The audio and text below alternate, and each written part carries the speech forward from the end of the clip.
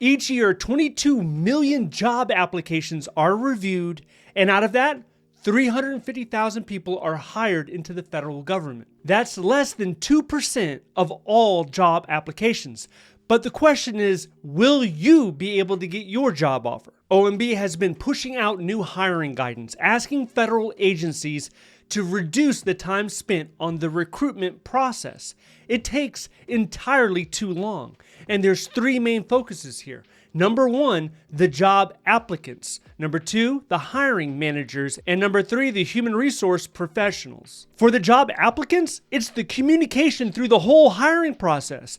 That has to improve. People have no idea where they're at.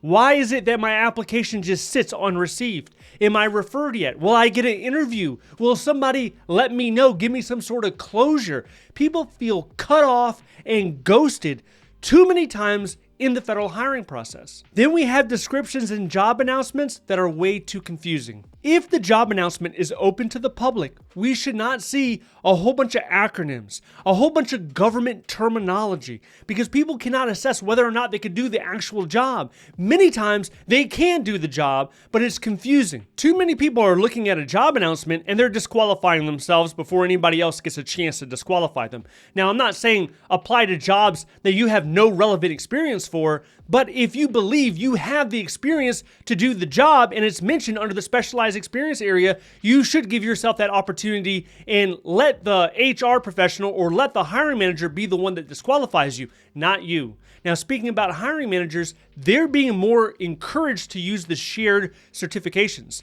So you apply to one job, maybe you're not a good fit, you didn't hit the best qualified list, but you're eligible. They can take you, go ahead and share your name for another position, and you could easily receive an interview opportunity or even a job offer by using this shared certificate function. And it saves everyone's time. It's just not the job applicant, but also the HR professional and the hiring manager. It's a win-win-win. So more agencies, more hiring managers, HR professionals, they should be encouraging the use of shared certificates. For HR professionals, the focus is the IT processes and improving the entire hiring process. This starts with getting the job announcement actually posted on USAJobs.gov. I've spoken with hiring managers who are desperate to get new talent in their teams, in their organizations, but HR still doesn't post the job announcement. It's been multiple months, 3-4 months.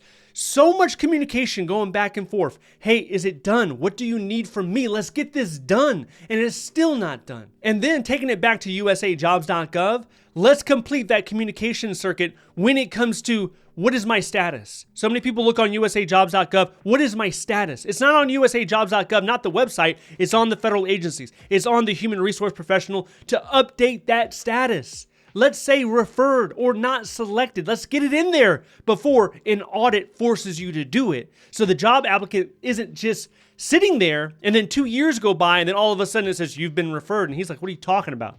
I've already been working at my new job for 18 months and now you're telling me I'm referred? It shouldn't be a check the block when it comes to the HR side of things. If you are looking for a federal government job, you should probably get out there and meet some people. In person's better than not. But there are virtual events happening each and every week at different agencies. You can get to know someone in HR, maybe even a hiring manager. If you want me to push you a list of free virtual hiring events that you can attend, sign up to the free newsletter down below. The guidance is also telling agencies to start using subject matter experts when it comes to reviewing these resumes. A lot of these jobs are technical in nature. Let's say you have a 2210 job or a 0600 medical job. It is beneficial to have somebody there that knows exactly what it means to have a qualified candidate. It's not always HR. Sometimes you have to pull in an expert in that field to understand, right? This isn't happening anywhere near enough, and this is why I tell people, get rid of the jargon, get rid of the acronyms, make it so that anybody can understand your experience, because that agency might not have that SME there that can vouch for you. OMB also wants agencies to start using more data. Track the time to hire. Track the candidate feedback, the exit interviews. Right now, the average across the federal government, when it comes to time to hire, it's at 101 days. But when it comes to actually hiring on HR personnel, that drops down to 70 days. You can actually check out the time to hire dashboard on the OPM website. It shows the time to hire trends, averages, and percentages. I was talking to a man recently that was waiting close to 24 months for his clearance to get completed. Now, it shouldn't take that long. Usually you're looking at within 6 months, top secret. You have polygraph, you have, other requirements, maybe it could take longer. But the thing is, it depends on what's in your background. So if you've been doing a lot of foreign travel, maybe you got a little bit of a suspect credit report, debt to income ratio is out of control, you owe money, there's no payment plan established, that can work against you. When it comes to the guidance that OMB is giving all these federal agencies, there are some federal agencies out there that are already doing this, right? There's over 400 federal agencies. We have agencies we talked about like HHS, Health and Human Services. They've been using shared certificate. They were able to hire over 10,000 people recently by using the shared certificate, but not enough agencies are actually doing it. Another success story comes from the Department of Energy. I was helping a lady get into the government DOE 0300. She was a 0343. She was applying to those dozens of the positions. Because she applied at Department of Energy, they shared her application. She got an interview for a 0560. That's budget. That's budget and finance. She never intended to focus towards the 0500 series. She got an interview. She got a job. So OMB understands the challenges within a lot of the different agencies, and they're there to help. They're not just dumping the guidance and moving on. They have a hiring experience group that's designed to create teams to improve assessments and to make sure that agencies start using the shared certifications. Many times it's on the federal agency. They're still going to have to seek out this assistance. But will they? Will it be a priority?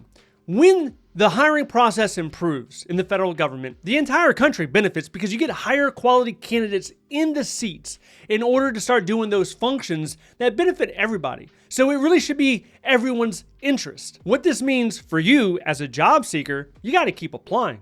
You got to apply daily, have a strong focus, make sure your resume is good, and just keep on applying. When they ask you, is it okay if we share your certificate or share your job application, mark yes.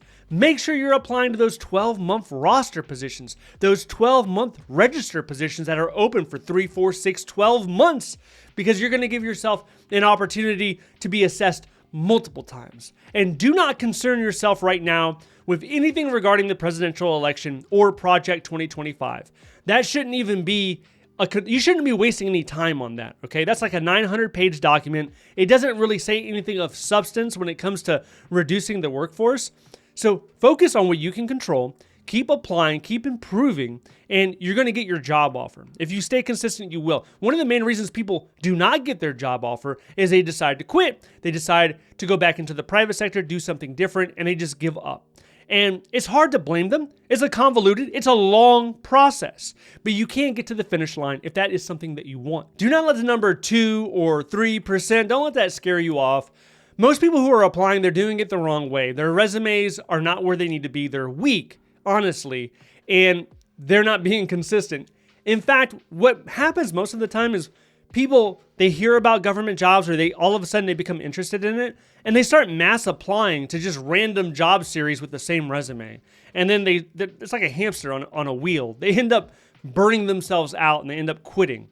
So you stay consistent. You know exactly what you need to do in order to get to that interview stage, to that job offer stage. And if you don't, let's say you're kind of new to this, you have a lot of questions. I did a live stream recently, answered over a dozen questions on the federal hiring process, on USAJobs.gov, on different government jobs, about how to use a Schedule A letter and all that information. A lot of these questions could be on your mind. If you're interested in that, I want you to watch this video next. If you'd like to see more videos like this, please click like and subscribe. Thank you so much for watching. I'll see you in the next one.